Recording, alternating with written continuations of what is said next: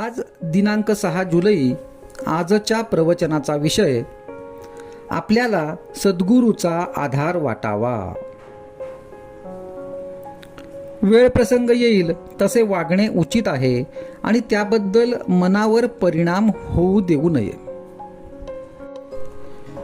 परमात्म्याच्या चिंतनात मन गुंतले असताना अवांतर गोष्टींचा परिणाम त्यावर होत नाही. जेवढे झेपेल तेवढेच करावे. अभ्यास करावा पण काळजी न करता. सर्वस्वी भार भगवंतावर ठेवून निवांत असावे.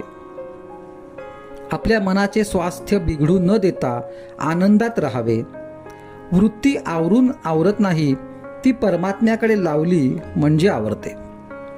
राम इच्छेने सर्व चालते असे लक्षात ठेवावे. संकट आनंद दोन्ही भगवंताला सांगावीत. ज्या स्थितीत भगवंताने ठेवले त्या स्थितीत समाधान मानावे. अंतःकरणात सुप्त असलेले भगवंताचे प्रेम जागृत होण्यासाठी काही निमित्त लागते. तीर्थयात्रा आणि साधू संतांची भेट हेच ते निमित्त होय. श्रीरामचंद्रही तीर्थयात्रेला जाऊन अनेक संतांची दर्शने घेऊन आले. संतांच्या अहंकाराला जिवंत राहताच येणार नाही, कारण परोपकार करायला लागणारा पर ठिकाणावर नाही.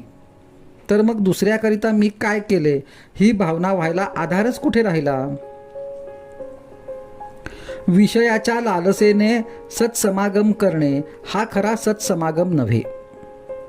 संत कधीकधी आपल्याला विषय देतात हे खरे, पण एकंदरीत आपल्याला विषयाची वीट आणण्याचाच त्यांचा प्रयत्न असतो. संताच्या घरी नुसते पडून राहिल्यानेही शुद्ध भाव येईल. भगवंताच्या नामातच संत संगती आहे, कारण नामाच्या मागे भगवंताचे अस्तित्व आहे. विषयाची उर्मी हे मायेचे स्मरण होय आणि नामाचे स्मरण हे भगवंताचे स्मरण होय.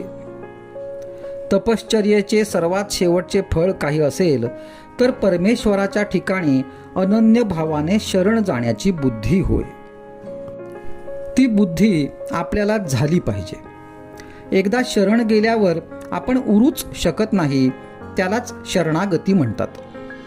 आणि हीच परमार्थातली अत्यंत श्रेष्ठ गती आहे. आपण आपल्या सद्गुरूचे आहोत असे छाती ठोकपणे सांगत चला. काही नाही केले तरी चालेल, पण आपले सद्गुरू आपल्या मागे पुढे आहेत अशी दृढ भावना असावी. मला सुखदुःख दोन्ही नाहीत, पण तुम्ही दुःखी झालात तर मला दुःख होते, तेव्हा तुम्ही मनाला दुःखच होऊ नये असे वागा. प्रपंची माणसाच्या दुःखाची मला पूर्ण जाणीव आहे. ती जाणीव ठेवूनच भगवंताचे नाम घ्या असे मी सांगतो. जे मी सुरुवातीला सांगितले तेच शेवटी सांगतो. तुम्ही कसेही असा, पण भगवंताच्या नामाला सोडू नका. आजचा सुविचार. तुम्ही नुसते नाम घ्या, बाकीचे सर्व मी करतो.